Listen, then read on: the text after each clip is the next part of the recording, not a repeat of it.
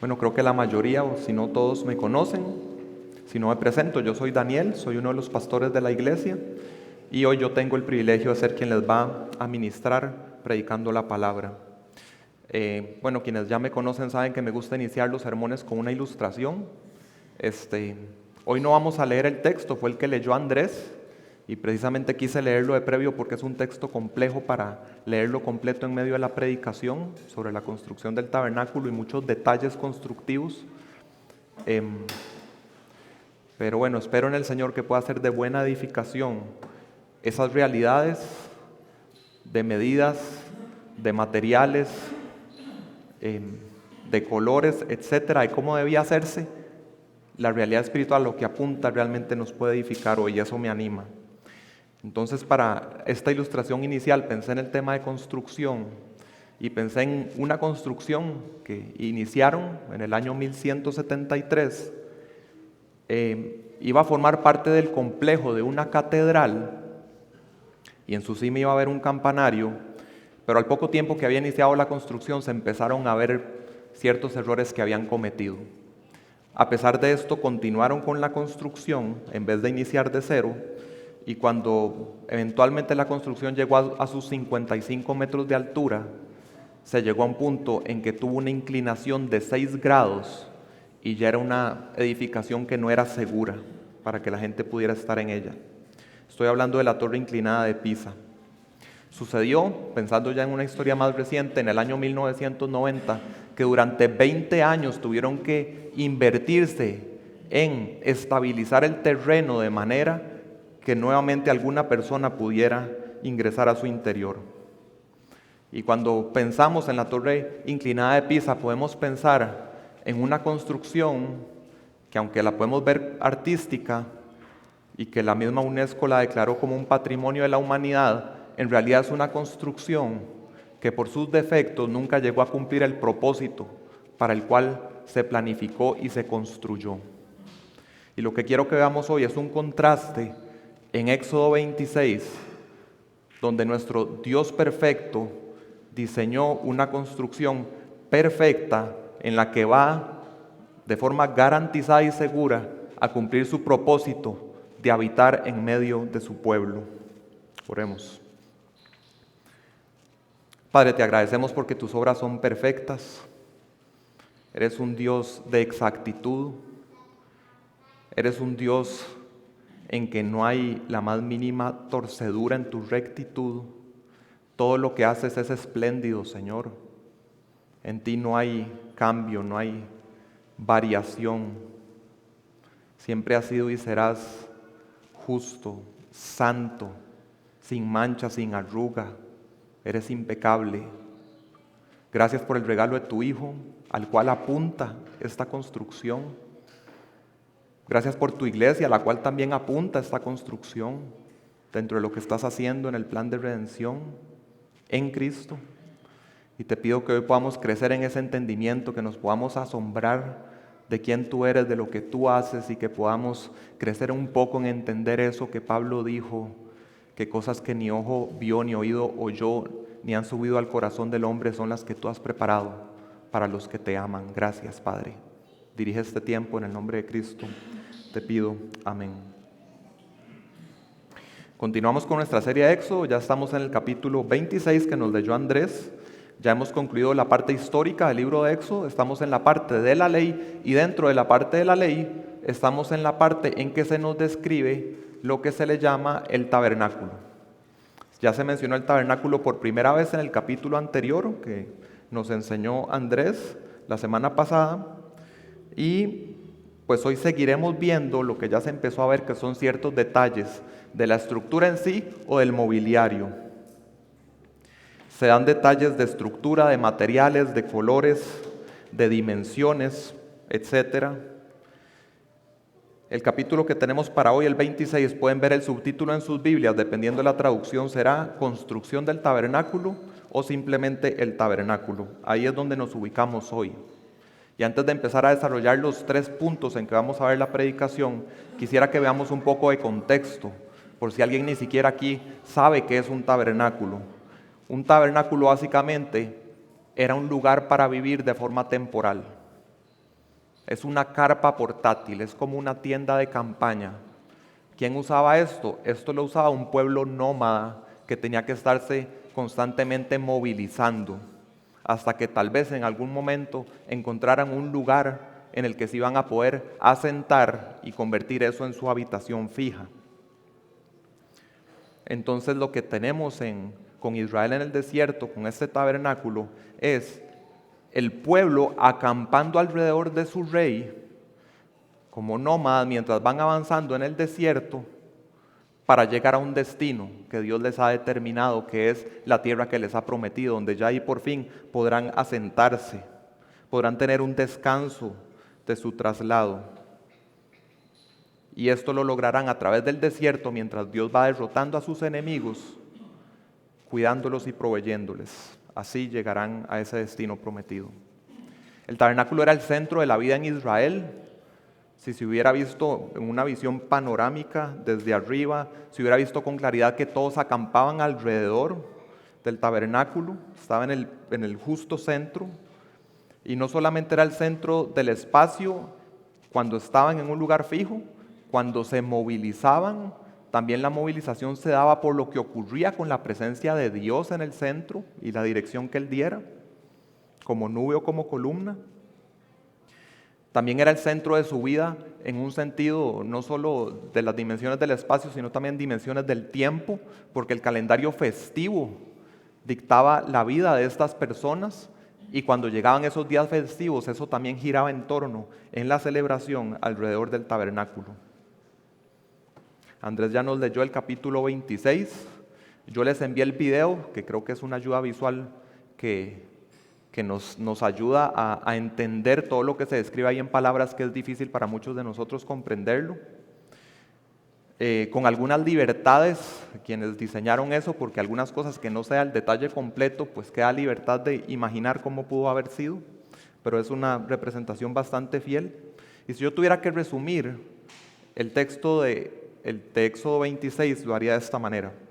El tabernáculo apunta al único y perfecto camino que conduce de la inaccesibilidad de Dios a habitar en su presencia plena. El tabernáculo apunta al único y perfecto camino que conduce de la inaccesibilidad a Dios a su presencia plena. Y por supuesto ese camino es Cristo. Mi propósito al predicar hoy es que nos dediquemos a la edificación de la iglesia conforme al plan divino, avanzando hacia la presencia plena y gloriosa del Señor. El texto tiene muchísimos detalles, tenemos 37 versículos, algunos hasta en mediciones de codos que ni siquiera entendemos. Nueva Biblia de las Américas por lo menos nos lo indica en metros, pero muchos detalles que tal vez ni podemos comprender. Y no me interesa que veamos cada detalle con lupa porque podemos perder el panorama general de lo que se está enseñando aquí. Quiero que entendamos más el panorama general.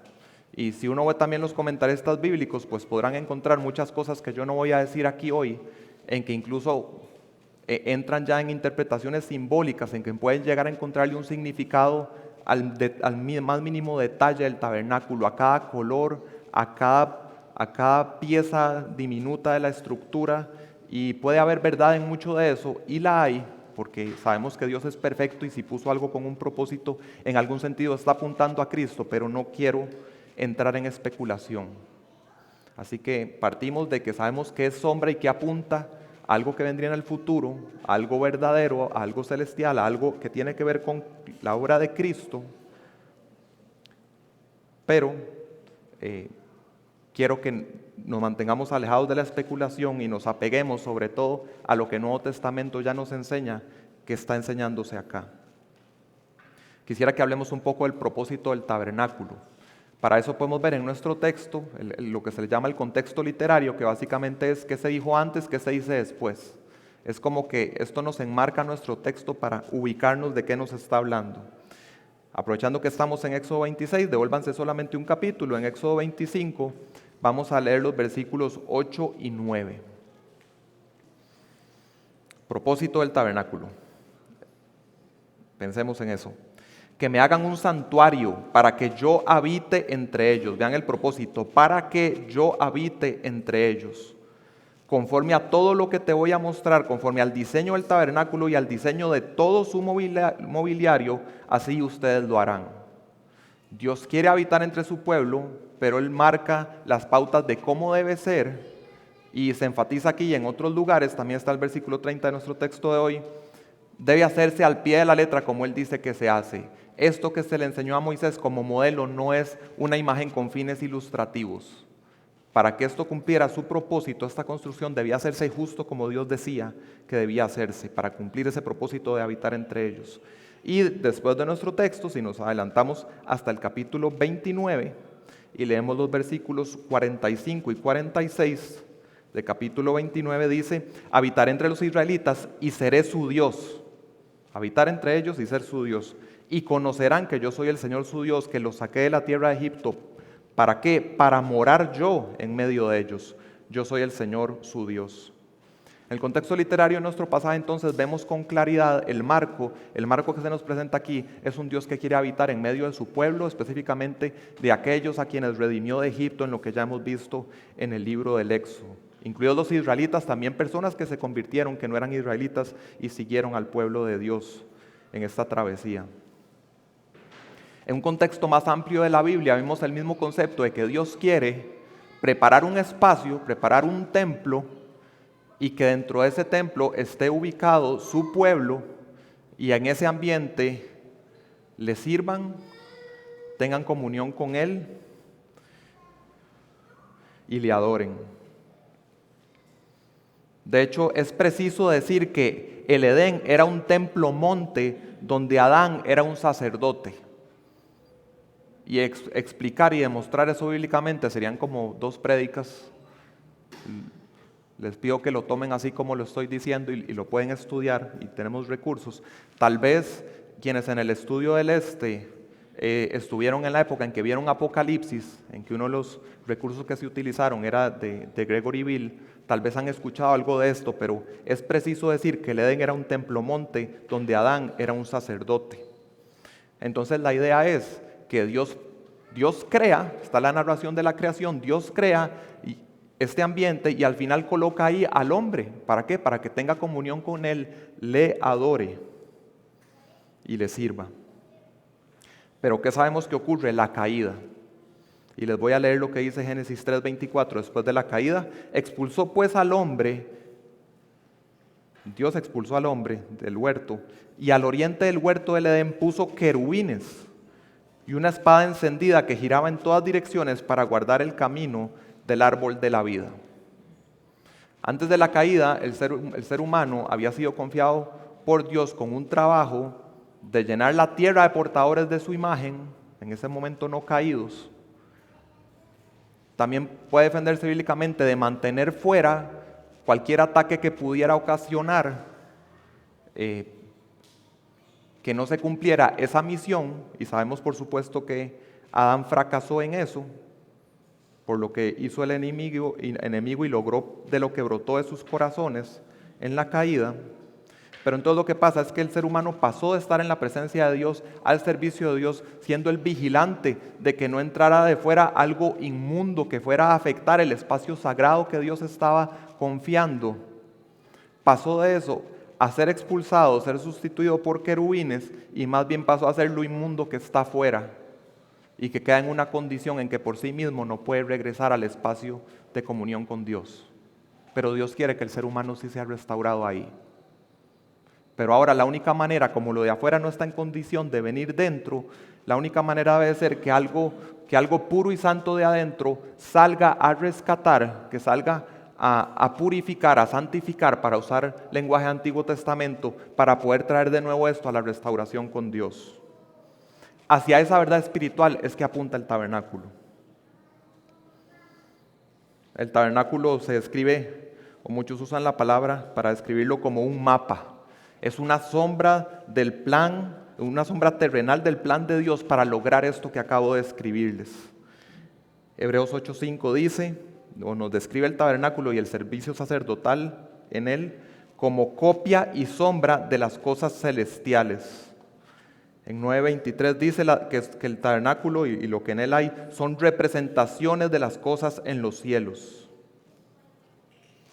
El tabernáculo está apuntando a una gran obra que incluye un gran sumo sacerdote que iba a producir la restauración del pueblo de Dios. Y vimos en la descripción de Éxodo 26 que había querubines en algunas partes de esa estructura. Y habiendo ocurrido lo que les leí en Génesis, y que quedaron como guardianes de la presencia de Dios, de poder acceder a donde está la vida, como guardianes esos querubines, el pensar en esos momentos en un querubín, lo que hacía recordar era paraíso perdido.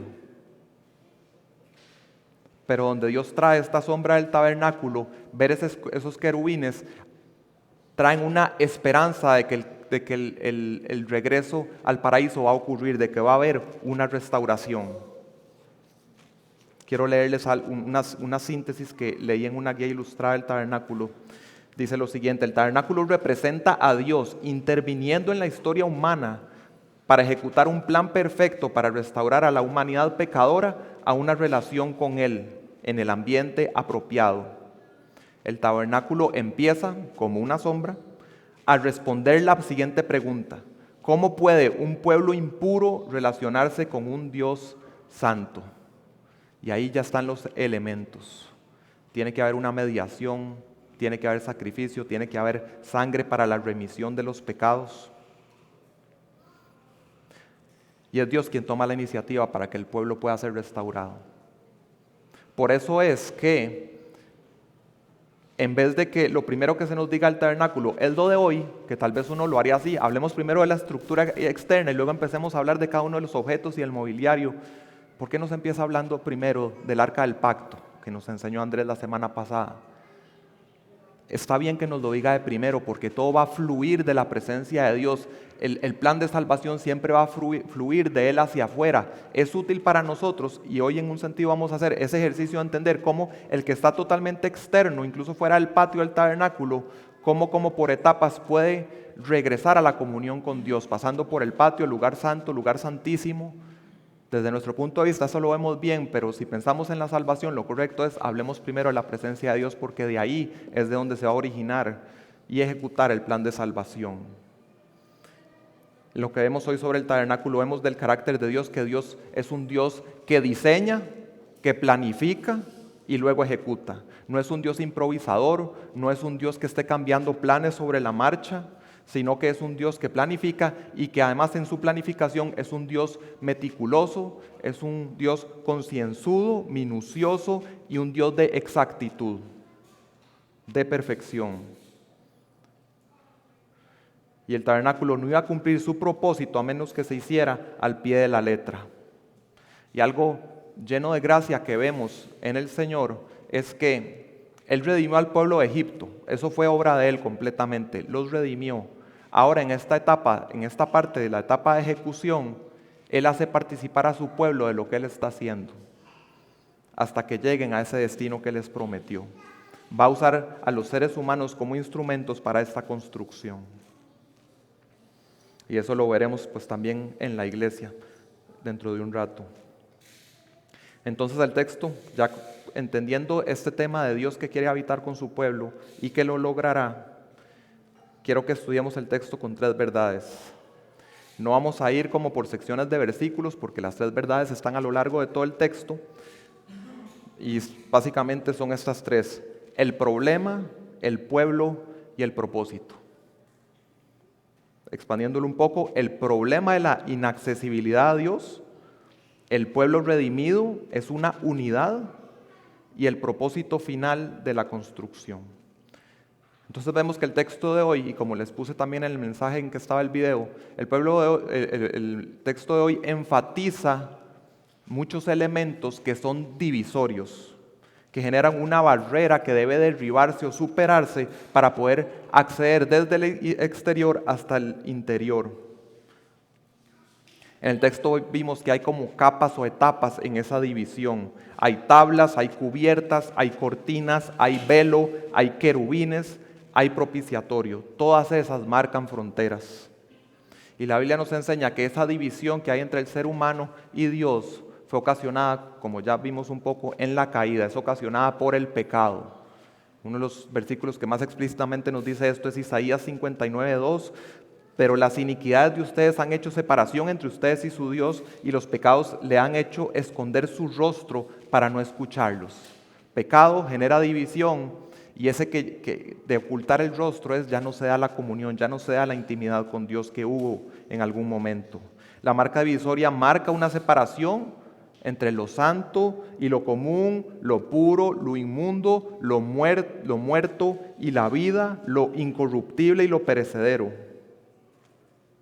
Y cuando pensé en este tema de todos estos elementos de división, si yo tuviera que resumirlo en una palabra, es esa: inaccesibilidad. El pecado nos produjo inaccesibilidad a la presencia de Dios. Esa presencia de Dios está representada sobre todo en el lugar santísimo, pero según la gracia de Dios, Él concedió en esta sombra del tabernáculo que una vez al año solamente el sumo sacerdote, ofreciendo primeramente sacrificio por sus propios pecados y entrando con incienso, pudiera entrar al lugar santísimo. Y no veía nada ahí dentro, ¿verdad? Adentro de esta carpa, como ya Andrés nos explicó la semana pasada, la única fuente de luz era el candelero en el lugar santo. Pero si uno pasa el velo y entra al lugar santísimo, ahí era completamente oscuro. Además que cuando entrara el sumo sacerdote, entraba con el incienso que generaba además una nube. El ser humano, aunque Dios concedió esta gracia, igual no lograba ver a Dios. Ni siquiera el sumo sacerdote esa vez al año lo lograba. Eso sigue recordando que Dios es inaccesible. Hay una sombra que apunta a que hay un plan para que se supere esa barrera, pero seguía siendo inaccesible en el antiguo pacto. Así es Dios. Vean lo que dice 1 Timoteo 6:16. El único que tiene inmortalidad y habita en luz inaccesible, a quien ningún hombre ha visto ni puede ver, a él sea la honra y el dominio eterno. Amén. Desde ahí gobierna Dios. Ese trono de misericordia era visto como el estrado de sus pies en su trono, desde donde gobierna. Y recordamos que Andrés nos habló la vez pasada del tema de gobierno que estaba representado ahí. Entonces hay barreras divisorias, hay un adentro y hay un afuera, y solamente por gracia de Dios Él puede proveer un punto de acceso. Y no es un punto de acceso cualquiera, es un punto de acceso resguardado. En el Edén había un adentro y un afuera, terminó siendo resguardado por querubines. En el tabernáculo también había un adentro y un afuera. Cualquiera que no entrara por la entrada que era para eso, y quien no tuviera una indicación de Dios que pudiera hacerlo, quien no debía hacerlo, si lo hacía era un transgresor. Incluso el que debía hacerlo, si no entraba por donde Dios decía que había que entrar, era un transgresor. Un punto de acceso resguardado. Hoy día en la iglesia también tenemos eso mismo, porque la iglesia es la casa del Dios vivo. Aquí también hay un adentro y hay un afuera y hay una puerta de acceso. La puerta de acceso es cuando la persona pone su fe en Jesucristo, en su obra perfecta, se arrepiente, vive ahora bajo su señorío, y en ese momento lo que ocurre es que, ahora que estamos estudiando el Evangelio de Juan, para usar el lenguaje de Juan, nace de nuevo, nace de Dios, nace de lo alto. Y cuando eso ha ocurrido, nosotros tenemos una ordenanza que simboliza lo que ya ocurrió espiritualmente con la persona, que es el bautismo en el agua. Y esa es la puerta de entrada, y la puerta en sí es Jesucristo. El bautismo es en Cristo. Y así se entra a la iglesia, que es la casa del Dios vivo hoy. No pudo, en el momento que entra, es santificado y limpiado primero por el Espíritu Santo, cuando lo regenera. Y también si pensamos en la iglesia como la casa de Dios, si por alguna situación dentro de una iglesia se identifica que hay algún elemento que está introduciendo contaminación, para eso hay dos cosas. Está la disciplina de la iglesia, que es que quizá está dentro de la membresía de la iglesia alguien que en este momento está dando frutos que hace dudar que realmente esté siguiendo a Cristo. Y también tenemos el cuidado de la doctrina. También puede contaminarse una iglesia con doctrina. Pablo le dice a Timoteo, cuida de ti mismo y de la doctrina. Pablo le escribe a Timoteo la primera carta para que sepa cómo conducirse en la iglesia, que es la casa del Dios vivo, que es columna y sostén de la verdad. Columna y sostén de la verdad. La iglesia debe proteger y anunciar el evangelio de Cristo. Esa verdad básica. Entonces en Cristo este problema de la separación de Dios fue solucionado. Él es nuestro gran sumo sacerdote, quien como sacerdote también fue el sacrificio, se sacrificó a sí mismo para darnos acceso a Dios. Tomó el castigo que nos correspondía por nuestros pecados para la reconciliación. Hebreos 9 lo describe así: Cristo no entró en un lugar santo hecho por manos, una representación del verdadero, o sea, el tabernáculo, sino en el cielo mismo, para presentarse ahora en la presencia de Dios por nosotros, y no para ofrecerse a sí mismo muchas veces, como ocurría en aquellos tiempos, que lo hacía una vez al año, continuamente, nunca se terminaba, y entraba con sangre ajena el sumo sacerdote. Entre Hebreos 7 y Hebreos 10 se nos dice 5 veces que el sacrificio de Cristo fue una vez para siempre, y nos dio redención.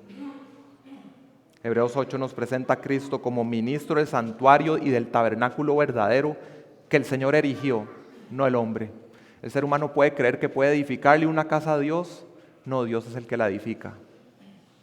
Cuando David quiso edificarle casa a Dios, Dios le respondió: no, usted no me va a edificar una casa, yo le voy a edificar una casa. En medio de sus promesas del pacto davídico, de que Cristo llegaría a sentarse en ese trono para siempre. Si recordamos la representación del tabernáculo que vimos en el video y que leímos en Éxodo 26, si uno pusiera su atención en lo que estaba a nivel de piso, en contacto con el piso, y en la capa más exterior, ¿qué era lo que se veía?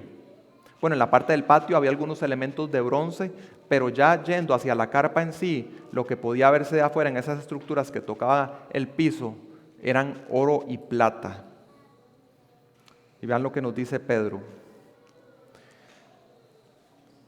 1 Pedro 1. Ustedes saben que no fueron redimidos de su vana manera de vivir, heredada de sus padres, con cosas perecederas como oro o plata. Por más valiosos que consideremos esos metales, son cosas de este mundo, cosas perecederas. No fuimos redimidos de nuestra vana manera de vivir con cosas como esas, sino ¿con qué? Con sangre preciosa como de un cordero sin tacha y sin mancha, la sangre de Cristo. Solamente la sangre de Cristo podía saltar esa brecha entre Dios y el hombre. El tabernáculo apunta a Cristo de muchas maneras. Y como les dije, los que estudian el texto pueden encontrar muchos detalles. Vemos, por ejemplo, en la carpa que hay 4 capas de cubiertas y cortinas. También se nos mencionan 4 colores. Y, por ejemplo, esto que tal vez sí es muy general, y aunque tal vez no sea totalmente preciso, ahí lo dejo a juicio de ustedes, pero ciertamente en Cristo podemos ver que puede verse desde 4 perspectivas, y el Señor nos concedió 4 evangelios para ver la obra perfecta de Cristo. Nos regaló en Mateo poder verlo como Rey, nos regaló en Marcos poder verlo como el siervo sufriente de Dios, nos regaló en Lucas poder verlo en su humanidad, el Hijo del Hombre, pero sin pecado, y nos concedió en Juan poder verlo como el Hijo de Dios que bajó del cielo. Y pudiera ser que estos 4 colores, estas 4 capas, apunten a Cristo en el sentido que también el Señor en el Nuevo Testamento nos regaló 4 evangelios. Después de estas épocas del tabernáculo y luego la del templo, Dios preparó un espacio nuevo en su plan de redención para que ahí estuviera su presencia. Y era Cristo mismo, el Verbo cuando se hizo carne. Hebreos 10:5 dice: al entrar Cristo en el mundo, dice, sacrificio y ofrenda no has querido, pero un cuerpo me has preparado. Pero un cuerpo has preparado para mí. Génesis inicia, Génesis 1:1, en el principio. ¿Y qué se nos describe? Ese primer templo que Dios preparó para que Adán fuera, el primer Adán, fuera un sacerdote y le sirviera y tuviera comunión con él y le adorara. El Evangelio de Juan inicia también en 1:1 con un en el principio, y se nos describe ese momento en que el templo, la presencia de Dios, pasó a estar en Cristo. En 1:14 se nos dice que ese verbo se hizo carne, se hizo ser humano y habitó entre nosotros. Ese habitó es la palabra tabernáculo. Él hizo tabernáculo entre nosotros. Ya en capítulo 2 Jesús mismo dice que su cuerpo es un templo y que si lo derriban en 3 días sería levantado. Ese cuerpo de Cristo fue molido por nuestro pecado. Y Hebreos 10, 19, 20 nos conecta directamente al cuerpo de Cristo con el velo del tabernáculo que estamos estudiando hoy.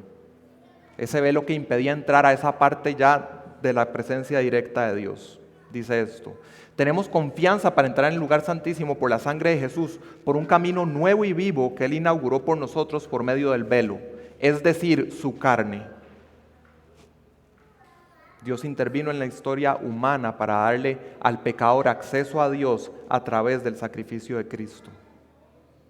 Derramó su sangre y entregó su cuerpo. Hebreos 6 nos describe a Jesús como un humano precursor que entró detrás del velo. Y ese precursor porque rescató a los suyos, rescató a su iglesia, y esta iglesia que ahora está en construcción está avanzando en el mundo, así como Israel iba avanzando en el desierto hacia una tierra prometida. Nosotros avanzamos en el mundo hasta que esté completa la ciudad de Dios, o en el lenguaje de Jesús, que en la casa del Padre ya esté preparado el lugar para nosotros, y entonces nos lleve allí con Él, para que estemos con Él por siempre, para que le veamos cara a cara. Cuando Cristo se encarna ocurre algo asombroso.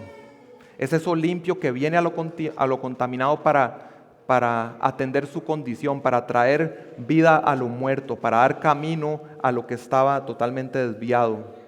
Y en el antiguo pacto vemos que los judíos estaban obsesionados con no tocar absolutamente nada que pudiera ocasionar que estuvieran ritualmente impuros. Pero la pureza de Cristo es tal que Él podía tocar a un leproso que para cualquier otro hubiera sido quedar ritualmente impuro, y por eso los marginaban y los sacaban de la ciudad. Cristo sanaba a un leproso, lo restauraba tocándolo. Eso es algo nunca antes visto. De hecho, los rabinos, aunque tal vez muchas cosas no las entendían bien, ellos entendían que el que un día llegara y pudiera hacer eso, ese era el Mesías. Vemos también en Cristo un cambio de paradigma donde vemos que Él podía llegar y tomar la mano del cadáver de la hija de Jairo, y en vez de quedar él ritualmente impuro, más bien Él le infundía vida, la regresaba a la vida. A esto vino Cristo, a buscar y a salvar lo que se había perdido. Para cerrar de hablar de esto del velo y de la brecha que Cristo ha derribado por nuestra salvación, en Mateo 27:50 se nos dice que en ese momento en que Jesús exhaló su espíritu en la cruz, en ese momento el velo del templo se rasgó en dos, de arriba a abajo, y la tierra tembló y las rocas se partieron y los sepulcros se abrieron y los cuerpos de muchos santos que habían dormido resucitaron. Por medio de una obra divina, de arriba a abajo, se nos dice, se eliminó la barrera, los que todos entendían como esa barrera divisoria entre el ser humano y Dios, y vemos una señal además de que los muertos vinieron a vida. Otra señal que viene a confirmar que ha regresado el acceso a Dios y a su vida. Jesús le prometió al malhechor crucificado junto a Él que ese mismo día estaría con Él en el paraíso, y sabemos que el Señor es fiel y cumplió esa promesa. Y estuvo ese día con Él en el paraíso fue restaurado en Cristo en la cruz. Nuestro glorioso Salvador hizo accesible lo inaccesible para todo su pueblo, el que eligió y redimió. Eso nos lleva al segundo punto, que es el pueblo redimido de Dios es una unidad. Es un todo, se compone de partes, pero es un todo, un conjunto. Entonces en el texto de hoy vimos y les puse en el mensaje con el video, que pusieran atención también a muchos elementos que lo que hacen es conectar. Hay muchos elementos que están diseñados para ser ensamblados, unidos, conectados, enlazados, vinculados entre sí. Vimos que hay lazos, hay broches, hay espigas, hay tablas esquineras, hay argollas y hay barras. El tabernáculo era mucho más que la suma de sus componentes. Era un acomodo armonioso, perfectamente vinculado según el plan perfecto de Dios. No se puede hablar de tabernáculo sin que estuviera armado. Así es también la iglesia de Cristo, que se nos describe como un solo cuerpo. Aunque vivamos en un mundo muy individualista, somos uno solo en Cristo. Y hay unidad en varios sentidos. Les voy a leer Efesios 4. No seremos niños sacudidos por las olas y llevados de aquí para allá por todo viento de doctrina. Más bien, al hablar la verdad en amor, creceremos en todos los aspectos en aquel que es la cabeza, es decir, Cristo, de quien todo el cuerpo, estando bien ajustado y unido, aquí es donde conecto, de quien todo el cuerpo, esa unidad, estando bien ajustado y unido por la cohesión que las coyunturas proveen, conforme al funcionamiento adecuado de cada miembro, cada parte, produce que el crecimiento del cuerpo para su propia edificación en amor. Yo les pregunto, una de las tablas del tabernáculo por sí sola en el desierto, ¿qué hubiera pasado con esa tabla ante un viento fuerte? Lo que acabamos de leer que pasa con la iglesia cuando no hay una solidez, cuando no hay madurez en Cristo, cuando no hay una solidez doctrinal, ser sacudido, ser movido de aquí para allá. Pero cuando el tabernáculo estaba armado, unido, ahí había estabilidad. En una iglesia también, cuando una iglesia es unida en doctrina, hablar la verdad, y está unida en compromisos relacionales, esa verdad se habla en amor, por ejemplo, entonces no será sacudida la iglesia por falsas doctrinas ni por engañadores, sino que por el contrario, crece. Y como pudieron ver, tal vez hice una selección particular de palabras para hablar de doctrina y hablar de compromisos relacionales. También nosotros, como una herramienta buena que el Señor nos da, tenemos la membresía de la iglesia, con un curso previo en que se ven estos compromisos, para saber que todos estamos moviéndonos en ese mismo propósito. Es una herramienta de protección de la unidad de la iglesia, que sabemos por un texto como el de hoy que el Señor definitivamente quiere, que Cristo como sumo sacerdote garantizó, y queremos juntos avanzar hacia la madurez. Entonces vemos que el esplendor del tabernáculo jamás podía verse a menos que estuviera armado. Era cuando estaba armado que se veía su esplendor. Ver las partes conectadas, su relación entre sí, la imagen completa. De igual forma, cada miembro de la iglesia, aunque es una nueva creación de Dios, no se ve todo su esplendor a menos que esté unido con un cuerpo, y con su cuerpo local, que es lo más tangible. La máxima expresión de un creyente es cuando se da un momento como el que hemos tenido hoy de alabanza congregacional. Esa es la expresión máxima, sublime que Dios ha diseñado porque nos salvó como pueblo completo, como una familia completa. Si en la primera parte de los elementos de división pensé en la palabra inaccesibilidad, en esta parte de los elementos de cohesión pensaría en esta palabra congregacional.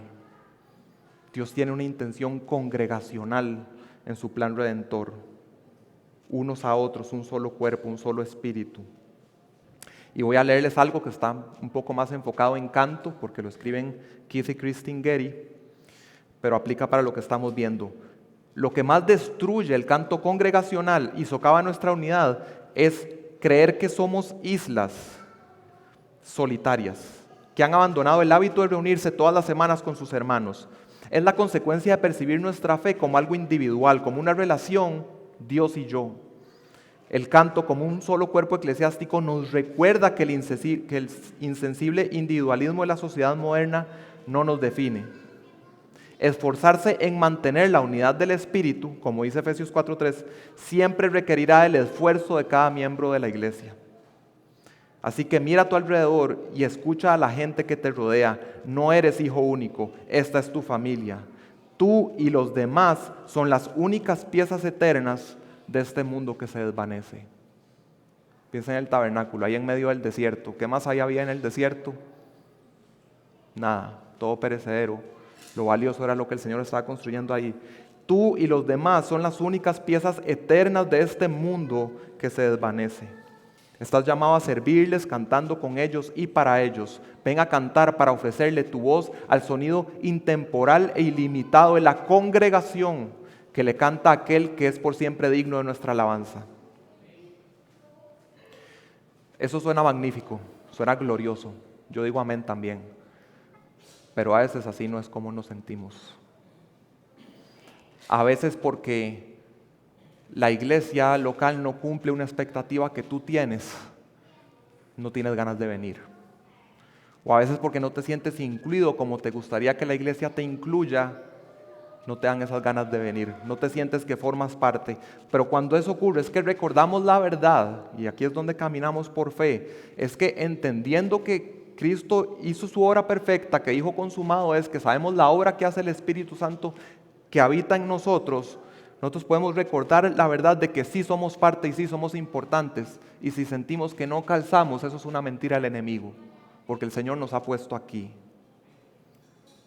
Ahí, hermanos, ahí en esa lucha, en el interior, ahí es donde se da ese esfuerzo por mantener la unidad de la iglesia. Y debemos recordar que, aunque hay cosas que reformar en la iglesia, la motivación predominante de por qué venimos a congregarnos no son mis sentimientos, no son los demás miembros, es el arquitecto y constructor de lo que se está haciendo aquí. Y yo los animo a verlo así. A pesar de mi pecado, el Señor me permite venir a formar parte de esto. Es increíble la gracia del Señor. Yo debo extender esa misma gracia a los demás. Puedo ver sus imperfecciones, pero lo que veo sobre todo en ellos es que hay una evidente y verdadera obra de Dios en ellos. De verdad el Señor está obrando en ellos a pesar de su pecado. Y el Señor nos puede traer semejanza a Él en tener ojos de misericordia y esperanza. Son imperfectos, pero están siendo formados a la imagen de Cristo. Aun cuando pecan contra mí y yo peco contra ellos. Hebreos 11 nos describe la fe de Abraham. Por la fe habitó como extranjero en la tierra de la promesa, como en tierra extraña, viviendo en tabernáculos, como Isaac y Jacob, coherederos de la misma promesa, porque esperaba la ciudad que tiene cimientos, cuyo arquitecto y constructor es Dios. Imitamos la fe de Abraham. ¿Cómo lo hacemos en nuestros tiempos? Los coherederos nos reunimos a recordar las promesas del Señor y a celebrarlas cada domingo, recordando a quién seguimos, qué ha hecho por nosotros y hacia dónde nos está dirigiendo.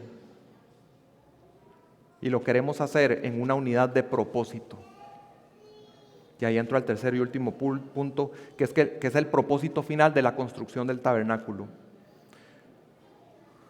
Una construcción va a cumplir su propósito cuando se construye de acuerdo al diseño, si es un diseño bien hecho, y va a cumplir su propósito cuando ya se complete la obra. El tabernáculo es una sombra, pero igual, si nos adelantáramos al final de Éxodo, podríamos ver al final del penúltimo capítulo, es el momento en que Moisés ya entra a inspeccionar la obra. Antes de que sea Dios mismo el que determine, Moisés como mediador va y revisa que todo esté hecho conforme al plan de Dios. Y en el último capítulo, el 40, es el momento en que se erige, se levanta todo y efectivamente ocurre el acto glorioso que tal vez muchos dudaban en ese momento. Efectivamente la presencia del Señor vino.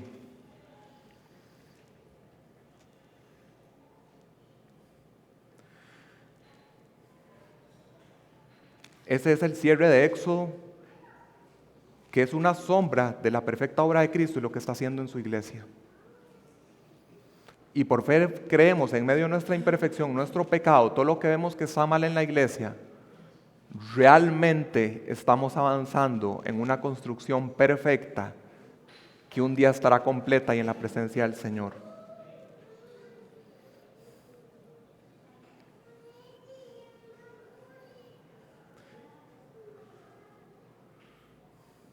Quiero que leamos juntos Hebreos 10. Síganme en sus Biblias, vamos a Hebreos 10. Vamos a leer del 19 al 25.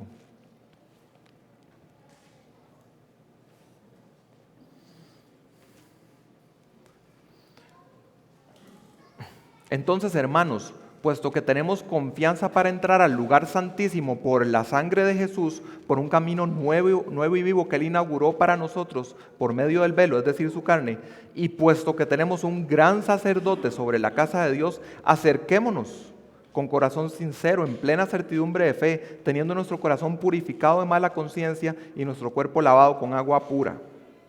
Mantengamos firme la profesión de nuestra esperanza sin vacilar, porque fiel es aquel que prometió. Y esta parte, tal vez muchas veces, esta parte que voy a leer, tal vez muchas veces la leemos fuera de contexto, pero el contexto en que se dice esto que voy a leer es justo lo que estamos viendo hoy, por eso quiero que lo veamos. Consideremos cómo estimularnos unos a otros al amor y a las buenas obras, no dejando de congregarnos como algunos tienen por costumbre, sino exhortándonos unos a otros y mucho más al ver que el día se acerca. Compartimos toda la esperanza de la promesa de Cristo, de que está edificando su iglesia y que un día vendrá por ella. Él prometió, Él es fiel. La conclusión lógica es que si estamos avanzando hacia allá, no dejemos de congregarnos. Y tanto más sabiendo que ese día en que se va a culminar la obra, ese día se está acercando. Eso nos anima a saber que estamos progresando.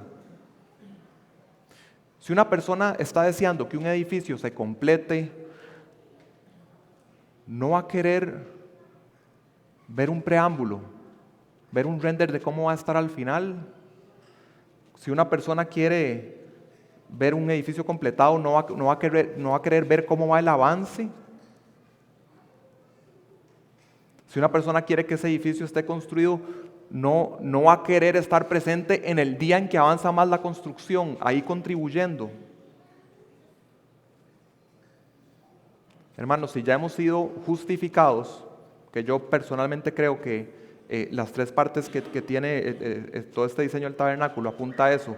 Si ya hemos sido justificados, que sería el patio externo,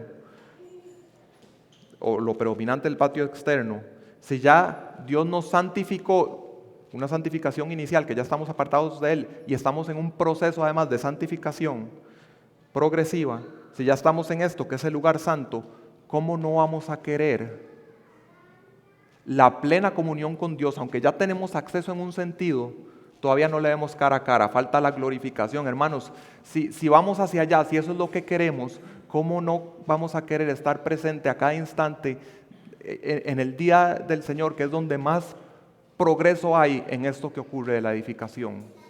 Si en nuestro corazón está ahí, ¿cómo no va a hacer que eso se plasme en estar acá? Y tal vez por vista no nos parezca que en este tiempo es en el que más avanza la construcción, pero por fe sabemos que sí es donde más avanza. Y si tiene dudas, lo animo a leer el libro de Hechos y vea las cosas que ocurren del poder de Dios cuando el pueblo está reunido y junto acude a Dios. Yo no sé ustedes, pero cuando yo veo mi propio pecado, cuando yo veo la iglesia de Cristo, que es una iglesia a lo que vemos muy imperfecta, a mí lo que me viene a mente es una imagen como de la torre inclinada de Pisa. Y yo me puedo llegar a preguntar, ¿cómo será posible que lo que yo veo ahora, que es esta torre inclinada de Pisa, va a llegar a estar perfectamente construido? Si a mí lo que me parece es que esto es tan torcido, aunque se le den miles de años, no va a llegar a estar como debe ser. Yo pienso que debería iniciarse de nuevo de cero. ¿Cómo va a ser posible? Cuando veo que hay iglesias que conozco y de las que he formado parte, en que ocurrió lo mismo de la torre inclinada de Pisa, que hay procesos de años en que hay que tomarse un tiempo para volver a estabilizar porque hubo un atentado o contra la doctrina o contra la unidad de la iglesia. La conclusión es, sí, en este momento la iglesia de Cristo está torcida y nosotros no podemos hacer nada para enderezarla, pero lo que es imposible para el hombre es posible para Dios.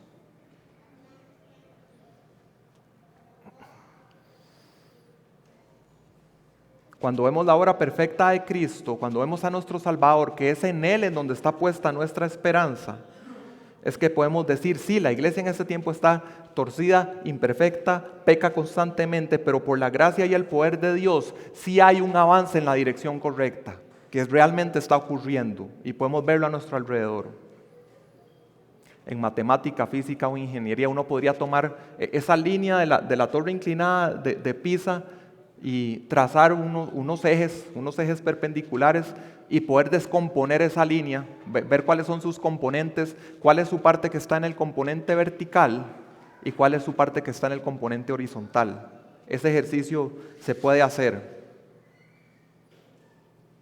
Y lo que me hace meditar esto es que Dios es un juez perfecto, que Él puede ver a la iglesia en su estado actual, pero Él puede discernir perfectamente en nuestras acciones, en nuestras intenciones de corazón, qué está en ese componente vertical que aporta la edificación de la iglesia y qué está en el otro componente que no aporta. O que incluso están en una dirección opuesta en este eje, pero para destruir la iglesia. Pablo habla de esto en 1 Corintios 3, les voy a leer.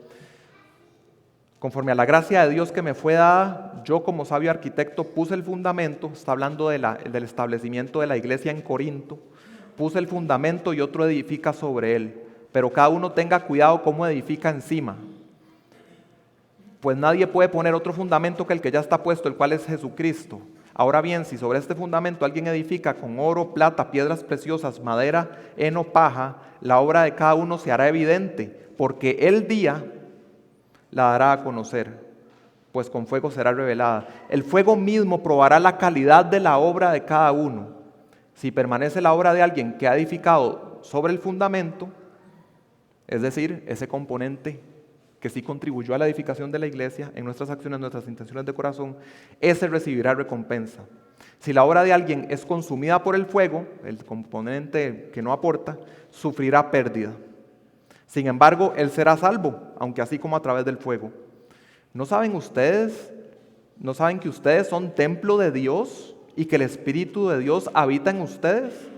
Si alguno destruye el templo de Dios, que ese sería el componente más bien vertical, pero que busca destruir la iglesia, Dios lo destruirá a él, porque el templo de Dios es santo.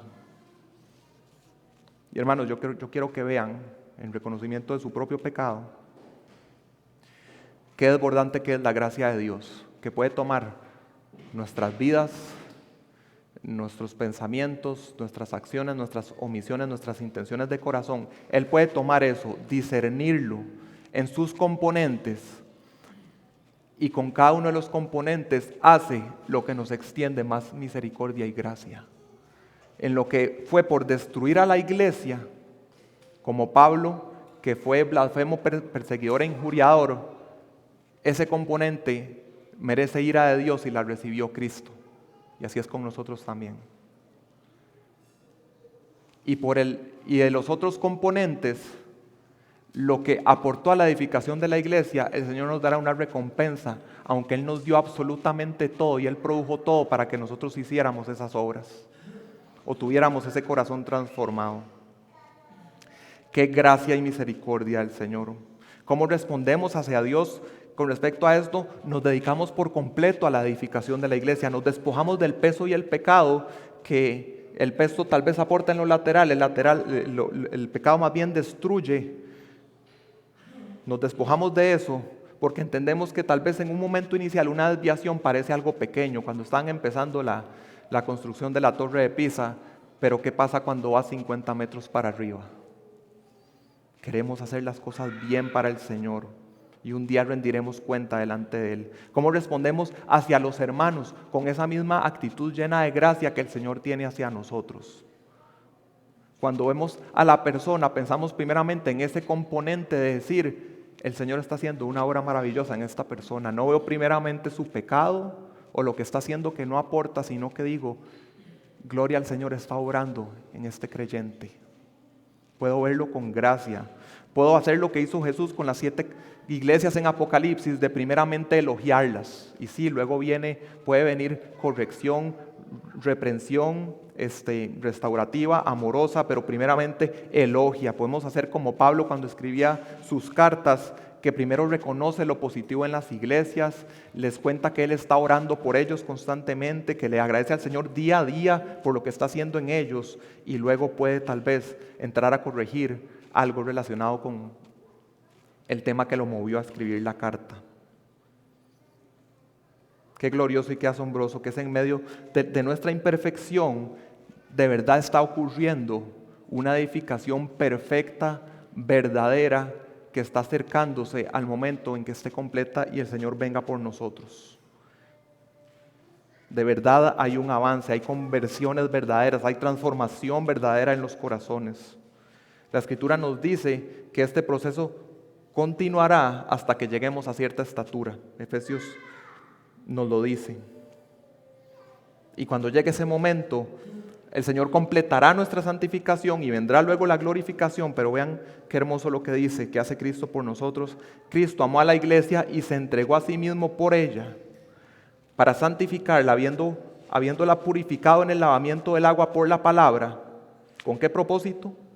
A fin de presentársela a sí mismo una iglesia gloriosa, que no tuviese mancha ni arruga ni cosa semejante, sino que fuese santa y sin mancha. Aunque no nos parezca, la iglesia está avanzando a ese día en que va a ser presentada irreprensible, sin mancha, delante de Cristo.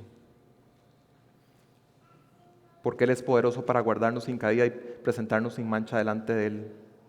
Creemos que la iglesia avanza a ese momento de ser apta para que el Señor diga: entra en mi reposo, entra en el gozo de tu Señor, ven y tengamos intimidad por siempre. Hermanos, a cada creyente, a cada uno de ustedes, Dios lo dotó y Dios le confió recursos. Y aquí es donde entra una pregunta de reflexión y de exhortación. Dios te da eso, lo tienes, todos lo tenemos, de diferentes maneras diversas, pero todos lo tenemos. Eso lo puedes distribuir en 3 componentes que vimos: aporta a edificación de la iglesia, peso o cosas que simplemente no aportan, o incluso destrucción de la iglesia. Eso que tienes que invertirlo en una de esas 3 direcciones, en cuál quieres hacerlo.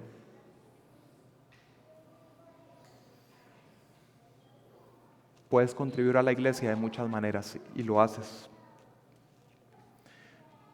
Cada conversación que tienes con un hermano imparte gracia, imparte verdad.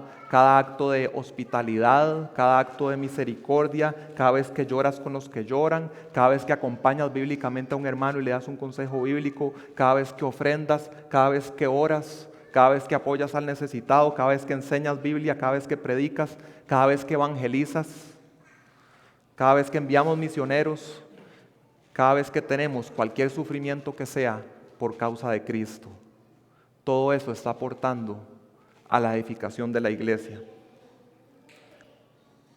Y para cerrar, en 1 Corintios 15, que es cuando Pablo está hablando de la resurrección, de esa glorificación que estamos esperando, al cierre del capítulo, en el versículo 58 dice: por tanto, mis amados hermanos, estén firmes, constantes, abundando siempre en la obra del Señor, sabiendo que su trabajo en el Señor no es en vano. Hermano, lo que haces por la edificación de la iglesia, las cosas que acabo de decir u otras cosas, tal vez no sean vistosas a la gente. Y no es solo que el Señor sí las ve y que el Señor sí lleva un registro de eso y que el Señor sí te va a galardonar. Es que eso efectivamente está sumando a que la iglesia crezca. Sí está ocurriendo. En cada una de esas acciones, en cada oración, en cada intención de corazón que mueve la voluntad, la novia de Cristo está más cerca de estar ataviada para su marido. La construcción de la Nueva Jerusalén está más cerca de estar concluida para que estemos cara a cara con nuestro amado Señor. En eso queremos invertirnos. La Biblia cierra así, Apocalipsis 21, casi al cierre. Y vi la ciudad santa, la Nueva Jerusalén, que descendía del cielo de Dios, preparada como una novia ataviada para su esposo. Entonces oí una gran voz que decía desde el trono: el tabernáculo de Dios está entre los hombres, y Él habitará entre ellos, y ellos serán su pueblo, y Dios mismo estará entre ellos. Él enjugará toda lágrima de sus ojos, y ya no habrá muerte, ni habrá más duelo, ni clamor, ni dolor, porque las primeras cosas han pasado. Padre, te agradecemos porque perfectas son tus obras, Señor. Gracias porque la obra perfecta de Cristo ha garantizado que seremos presentados delante tuyo irreprensibles. No lo entendemos, Señor. Es por fe que lo creemos, Señor. Por vista no lo vemos. Pero te agradecemos por tu obra majestuosa, perfecta, eterna, indestructible, en la cual determinaste mostrar tu favor eterno, maravilloso, lleno de gracia y misericordia hacia nosotros. Gracias, Señor, porque para los que estamos en Cristo, estamos completamente seguros en Él, tenemos un destino garantizado por ti que eres el Todopoderoso, de que un día estaremos cara a cara, Señor. Pero nos has regalado este tiempo, Señor, de participar de la edificación tuya. Es tu Hijo quien dijo que va a edificar la iglesia, pero lo hace a través de nosotros, Señor. Queremos ser fieles, Señor. Como Pablo, después de eso que leímos, decir lo que se requiere cada uno de los administradores es que sea hallado fiel. Señor, te pido que cada uno de los que estamos aquí hoy, ese día delante tuyo, seamos hallados fieles. Que lo que nos has dotado, lo que nos has provisto sea invertido en tu reino y no en lo perecedero o en lo destructivo. Transforma nuestros corazones, Señor, para que por fe podamos ver esas cosas gloriosas que ojo no vio, ni oído oyó, ni han subido al corazón nuestro. Regálanos, Señor, concédenos la transformación de ser una iglesia dedicada a la edificación. Hazlo por tu propia gracia, Señor, por la propia reputación de tu nombre, Señor. Gracias porque somos coherederos de la promesa y queremos invertirnos en esto. Transfórmanos para que lo logremos, Señor. En nombre de Cristo te lo pedimos. Amén.